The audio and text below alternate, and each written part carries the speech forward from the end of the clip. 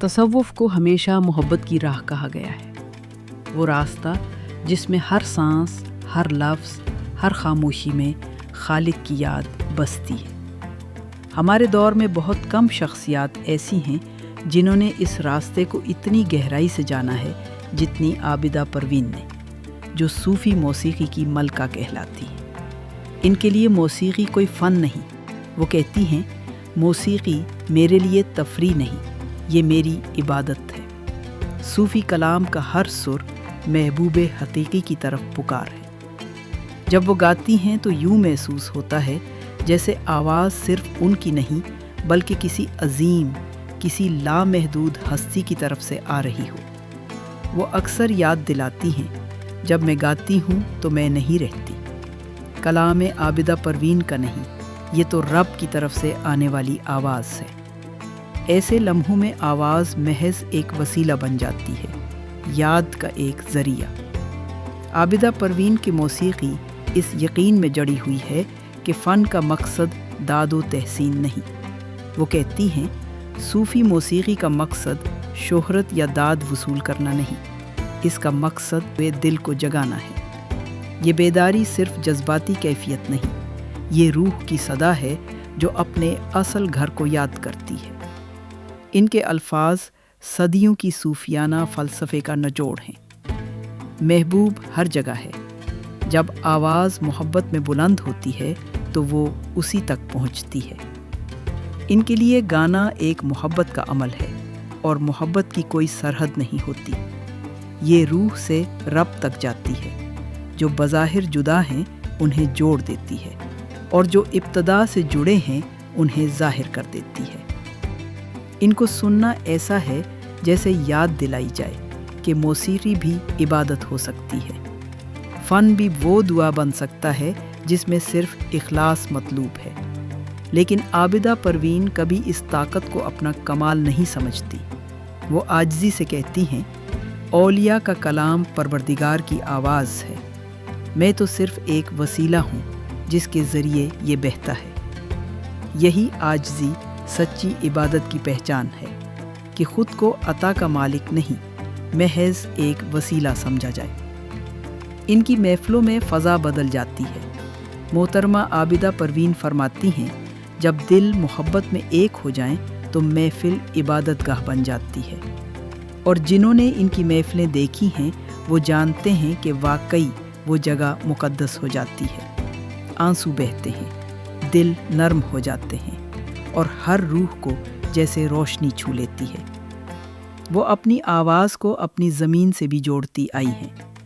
تصوف میری زمین کی روح ہے، میرا گانا میری عبادت اور میری نظر ہے۔ لیکن ان کی موسیقی سرحدوں، زبانوں، مذاہب سے بالا تر ہے۔ وہ فرماتی ہیں میں موسیقی کے ذریعے لوگوں کو یاد دلانا چاہتی ہوں کہ ہر روح محبوب سے جڑی ہوئی ہے۔ ان کے نزدیک خدا دور نہیں، دسترس سے باہر نہیں۔ خدا کو آنکھوں سے نہیں دیکھا جا سکتا مگر دل سے محسوس کیا جا سکتا ہے۔ موسیقی وہ دروازہ کھول دیتی ہے۔ یوں ان کی آواز ایک چابی بن جاتی ہے، وہ دروازہ کھولنے والی جس کے پیچھے ہم بھول چکے ہوتے ہیں کہ رب قریب ہی ہے، سانس سے بھی زیادہ قریب۔ وہ صوفی موسیقی کو ایک پل کہتی ہیں۔ صوفی موسیقی روح اور رب کے درمیان ایک پل ہے، یہ اس چیز کو جگاتی ہے جو پہلے سے ہمارے اندر موجود ہے۔ اسی لیے ان کے سننے والوں میں مسلمان، ہندو، عیسائی، سکھ سب شامل ہوتے ہیں، کیونکہ ان کی آواز لفظوں سے آگے روح کی زبان میں بات کرتی ہے۔ وہ موسیقی کو روح کی زبان کہتی ہیں۔ موسیقی روح کی زبان ہے، یہ ہمیں لفظوں سے آگے لے جاتی ہے، خدا تک۔ لفظ ہمیں تقسیم کرتے ہیں لیکن موسیقی ہمیں ایک کر دیتی ہے، وہ وہاں پہنچتی ہے جہاں عقل نہیں پہنچ سکتی۔ یوں ہر محفل ایک عبادت بن جاتی ہے، وہ محفل مقدس ہو جاتی ہے جہاں خدا کی یاد ہو۔ مقدس ہونے کی وجہ جگہ نہیں، دلوں کی سمت ہوتی ہے کہ سب ایک ساتھ محبوب کی طرف پلٹ رہے ہوتے ہیں۔ عابدہ پروین اپنی آواز کو کبھی اپنی ملکیت نہیں سمجھتی۔ آواز نعمت ہے، مگر پیغام خدا کا ہے۔ وہ کبھی اپنے کلام کی مالک ہونے کا دعویٰ نہیں کرتی، کیونکہ وہ خود کو خدمت گزار سمجھتی ہیں، ستارہ نہیں۔ ایک بار انہوں نے کہا تھا، میری پہچان عابدہ پروین نہیں، میری پہچان اولیاء کا پیغام ہے۔ وہ چاہتی ہیں کہ ان کی میراث ان کا نام نہیں، بلکہ وہ یاد ہو جو وہ آگے لے کر چلیں۔ تصوف، وہ کہتی ہیں، دکھ کو بھی پاکیزہ کر دیتا ہے۔ تصوف سکھاتا ہے کہ دکھ بھی مقدس ہے، کیونکہ وہ ہمیں محبوب کی طرف لے جاتا ہے۔ اسی لیے ان کے گیتوں میں غم بھی ہے اور خوشی بھی، کیونکہ دونوں راستے ہیں، دونوں رب تک لے جاتے ہیں۔